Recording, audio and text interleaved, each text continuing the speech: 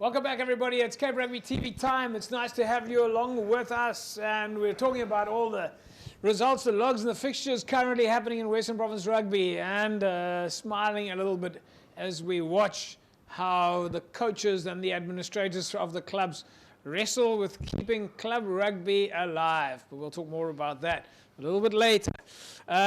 Big thanks, of course, to our partners on board with us. Score Energy Drinks. You're going to have a chance to win yourself a case of Score a little bit later. Score's, of course, on board with Western Province Club Rugby and the Western Province Club Rugby Sevens. And, of course, CyberSmart, internet service provider. We'll talk to you about how you can get involved with both of them a little bit later during the course of the show. Back in the studio with me, Morgan Newman. Hello, Morgs. Yeah, good evening, James. Good to be here. Thanks for having me.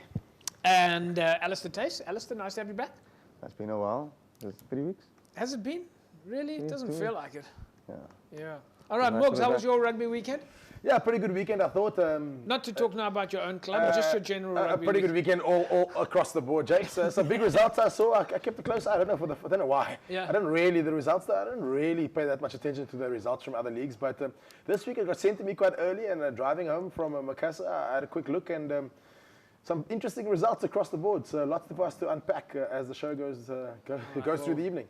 Well, we're going to take a look at that. Alistair, yeah, same question for you. Not to talk about your own club, your rugby weekend in general. Yeah, I think it was fruitful. I had a long Saturday at schoolboy rugby and then club rugby. Schoolboy rugby as well? Yeah. Really? Which was nice. But yeah, as Morgan said, there's interesting results all around this weekend. Yeah. So just pause there for a second for us. Schoolboy rugby, interesting, exciting, budding. Yeah, Give me a little bit of a picture. Look, so the nice thing or being involved with schoolboy rugby and club rugby, you get a chance to see, you can recruit, put it that way, to help with your club structures. There's a hidden agenda. There was a time that schoolboy rugby was about a warm coffee and a boerewors roll. Morgan, are those days gone? JP, those days are so long gone. And it's so funny you talk about this because I was also at schoolboy rugby on Saturday morning. The amount, the amount of agents that stand at schoolboy rugby blew my mind. I happen to know a couple of them in the industry, so I can spot some from their faces. Yeah. And then the chat on the side of the field is, oh no, they're resting this player. In schoolboy rugby, they're resting certain players for the... I said, resting players? I've never heard of being arrested at schoolboy level. It's unheard of. So the landscape has changed a hell of a lot, Japes. I was at Bishop's Wynberg, a very interesting game. Yeah, all right, folks. Well, at some other stage, we are going to have this conversation about the ethos of rugby. Do we still have it? Are we still playing rugby for the right reasons? Certainly when I hear that the school fields on a Saturday morning is filled with agents, then my red flags start going up around me. But I suppose that's always what we will do on Cape Rugby TV, is we will be based on community sport, because we understand that club rugby is designed to facilitate and support the community where that club has proximity. Am I going a little bit off the radar here, guys? Or, well, you know what? I'm not going to ask you guys to jump in on this one. You leave that one. I've got shoulders broad enough to deal with this. But understand, folks, we will be picking on that. Morgan Newman, you said that you saw some of the scores that was running around. Super League A, Super League B, Super League C. Which are the leagues, in your opinion, that is sort of shouting to you that these are tough leagues? Yeah, look, Super League A, big results over the weekend. Just across the board, some really big results. Also, I find Super League A, there's a core group of teams that are really closely, to try and call Super League A. I sat and had a drink with some friends over the weekend. To call Super League A for the first time in a very, very long time is really, really tough to call. I think there's 8 or 9 teams here that are really able to win it. And then the same applies to Super League B. I'm new to Super League B. Obviously, I coach in Super League B, but the closeness of all the games week in and week out, James.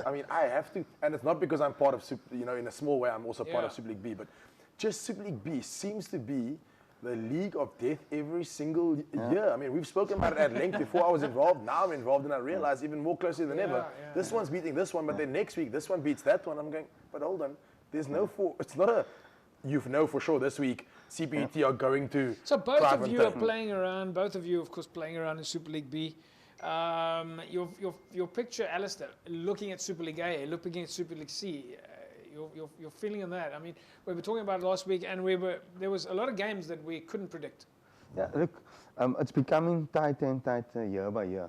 I mean, I looked at the logs the logs after the scores came out, and you get teams that was 8th on the log beating log leaders. Yeah. You know, the unpredictability of the league it's there, and it's not just the A League; it's B and C. Yeah. You know, and I looked at the C League. But we spoke about that. Sorry, but we spoke about that specifically last week, Moles, that for some of the teams, they were now finding their groove. Sk Walmers finding their groove. UCT coming back from Varsity Cup, finding their groove. We were a little bit concerned about Marty's, but that was a different type of picture. But those two teams, I think in particular, it was a question of sort of getting into the swing of things. And looking at it this weekend, that's exactly what they did again.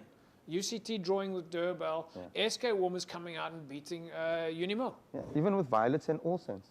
The Muslim teams coming out of Ramadan, you know, having to build momentum. That's exactly what you were saying. Ahmadiyas, collegians. Big week for collegians this weekend as well.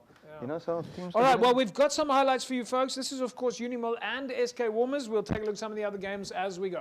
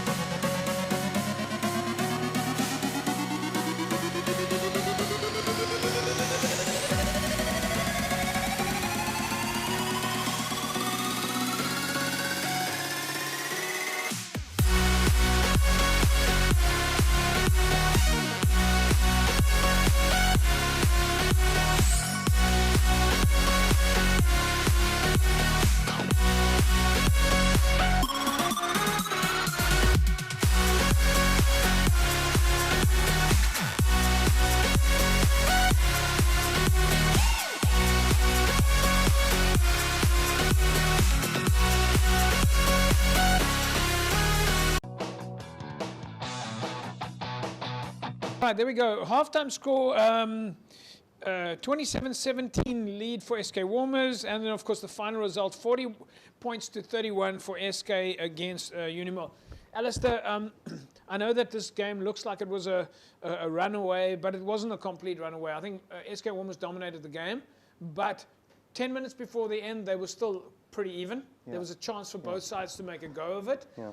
Then, of course, SK got the try, and then, of course, the last try was an interception. And then it was in the bag for SK, but definitely SK playing a much better game of rugby than they were 3 weeks ago. Yeah, look, the style of their brand, they found the identity at which they want to play. Yeah. But you could see the two distinct identities here, you know. Unil being more physical, more upfront, and SK giving the ball a bit more air. But I think the decider or the game changer in that particular game was around the 72nd or 73rd minute. Milnerton had a chance to take the kick to post, to take the lead. Yeah. It was 31-32 at the Yeah, time. yeah. And they went to touch and lost the ball there, you know. Scoreboard pressure, different pressure in the game. And then the interceptor I came in the 75th or 76th minute, you know, and then that sealed the game for SK. Yeah, all right. Morgan Newman will give you a chance to comment on that after the break. But folks, we'll be back in a sec. Don't go away.